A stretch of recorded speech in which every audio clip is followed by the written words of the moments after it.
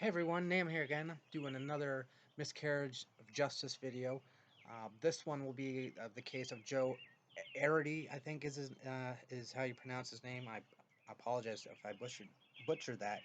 This is kind of a sad case in more ways than one. Not only does it involve a death of a young girl, but it involves the execution of not just an innocent man, but a mentally challenged man who had disabilities. So back in April, I think it was August 15th. It was in 1936.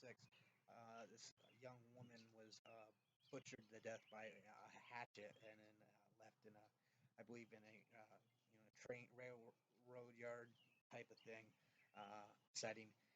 And uh, this man Joe was convicted of committing the crime.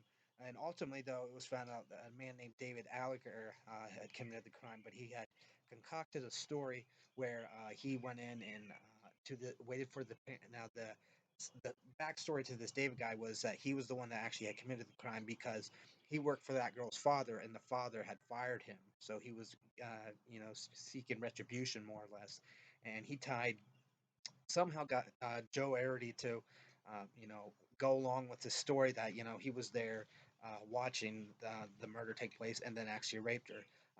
Some facts and background to the story is Joe. He was like I said, a mentally challenged man. He had an IQ of maybe 46, I believe. I read. I'm going to leave links to the story so you can check and find out and read the story yourself.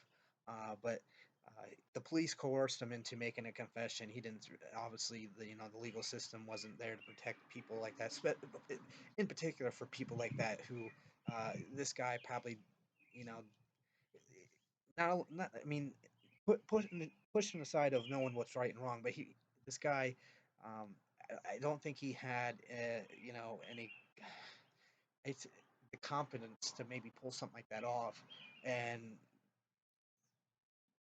and what makes it sadder is, when he was on death row. I mean, this was a guy like all he had they say, like the mindset of a child, like was made. I can't even. I remember them saying about an age. They probably maybe five or so.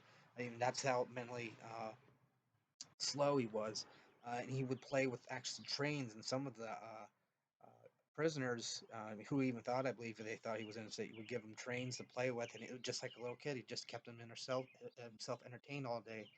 And the warden even actually cried because when they leading him to his execution to be killed, he gave it to the warden or another prisoner, I believe, thinking that he'd be back to play with it later, and they all seeing that kind of choked up and got teary eyed from that, knowing that he wasn't coming back, and he was oblivious to that.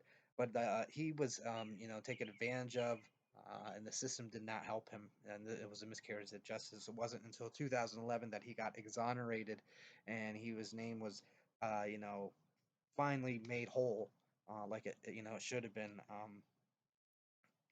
I believe the person that was investigating the story, though, did not wait, and just went with it, and just kind of jumped the gun, basically. It's a sad story. Like I said, you have an innocent girl, uh, you know,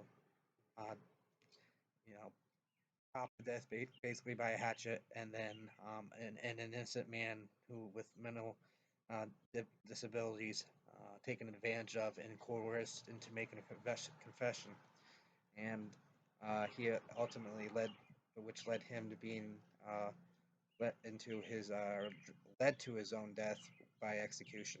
I will leave again a link to this story below, uh, so you can read and let me know what you think of it. It's pretty, like I said, pretty sad in many more ways than one.